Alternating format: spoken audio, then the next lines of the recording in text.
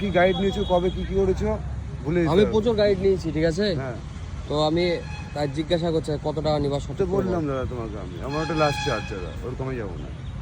কত টাকা নিবা বলো। 200, হ্যাঁ 200 লাস্ট। 200। ওর কমে যাবো না দাদা, যদি বলো না তুমি পাঠিয়ে দেবো। আইফোন ছবি উঠবে না, কথা বলতে। এত টাকা বললে হবে? না স্যার, ও বেশি বলেনি, ও খুব সুন্দর করে বোঝাবে। হ্যাঁ আপনার বোঝাবে, খুবই ভালো লাগবে।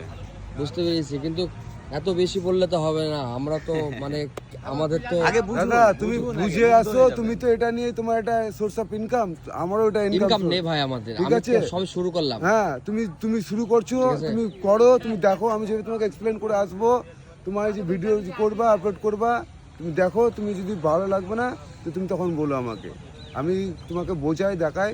আমার সর্বনিম্ন চাষটা তোমাকে বলেছি, তোমরা বেশি দূরের না, কলকাতা থেকে তুমি আসোনি, তোমার বাড়ি আশেপাশেই। আমরা মানুষ টুরিস্ট ভিজিটার দেখলে আমরা বুঝতে পারি কে কোথা থেকে আসতে না পারে না পারে। তুমি বোঝাই, তারপরে তুমি ইয়ে করো, বলো একটু কম করে বলো।